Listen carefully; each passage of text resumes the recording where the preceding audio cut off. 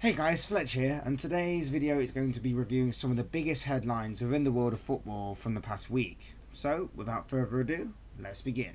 One of the biggest stories of the week revolved around Loris Karius. Over 2 weeks removed since his nightmare display in the Champions League final, it has been revealed that during the game the German suffered concussion at the hands of Sergio Ramos. Ramos, already regarded as a villain by Liverpool supporters after he also injured Mohamed Salah on the same night, elbowed the Reds goalkeeper shortly after half-time, and whilst it wasn't clear at the time, it was revealed that he had suffered concussion during the final, which may or may not have affected his performance, and it was only confirmed afterwards by doctors in the US following various scans. This has once again thrown a spotlight on head injuries and concussions and adds another layer that will need to be looked at and put under the microscope in further detail in order to identify all signs of this kind of injury, as it wasn't until it was revealed afterwards that Karius had suffered anything of this nature. One thing's for sure, when it comes to head injuries and concussions, we haven't heard the last of this issue, and that's a good thing.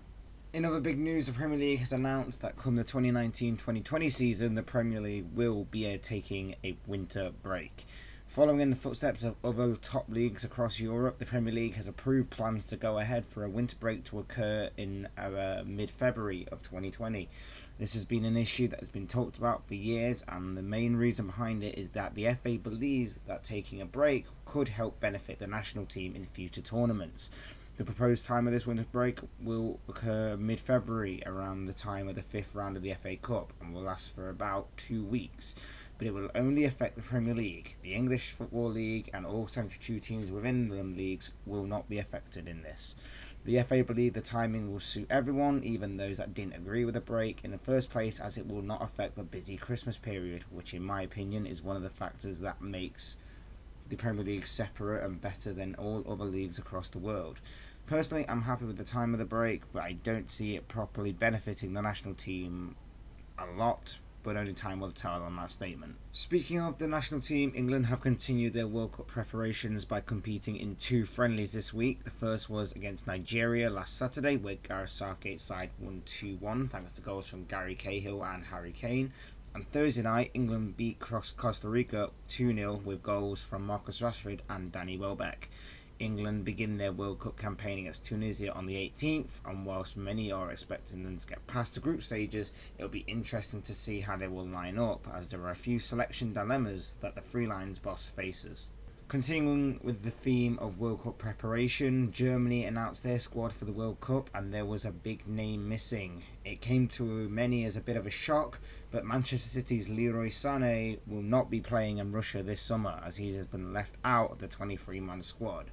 Sane recorded 10 goals and 15 assists last season, and that, along with a string of consistently great performances, earned him the right to be named the PFA Young Player of the Year, which is why it was such a surprise to see the 22-year-old left out of the squad.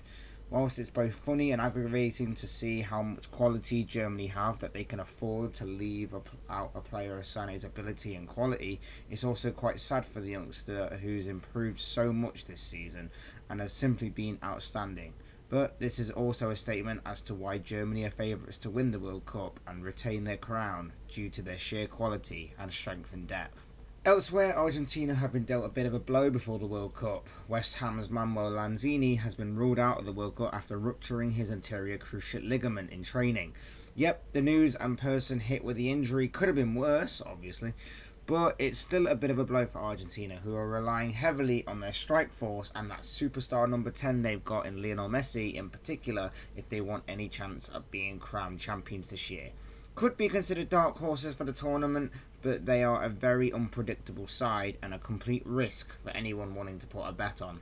In transfer news, Arsenal have made some waves in the transfer market. Stephan Lichtsteiner, a 34-year-old right-back formerly of Juventus, has signed on a free transfer and becomes Unai Emery's first signing since taking over as Arsenal boss.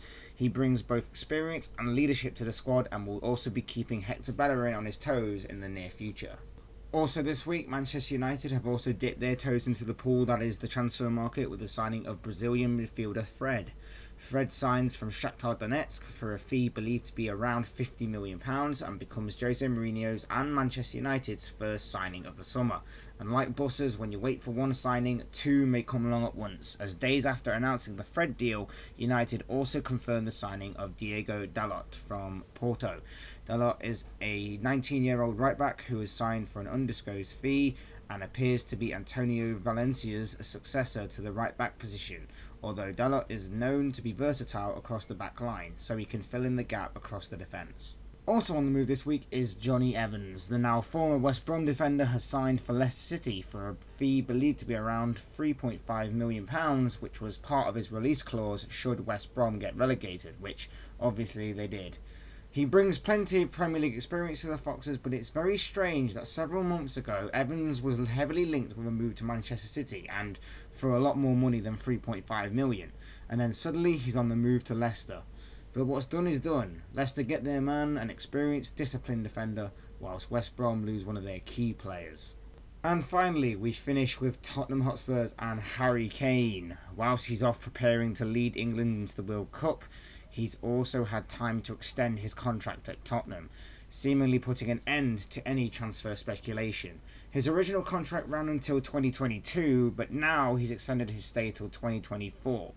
Obviously, these days contracts don't mean as much as probably what they used to. Just because he's supposedly staying for another 6 years as a Tottenham player doesn't mean he will. He could very well be changing clubs this time next year, so read into this what you will.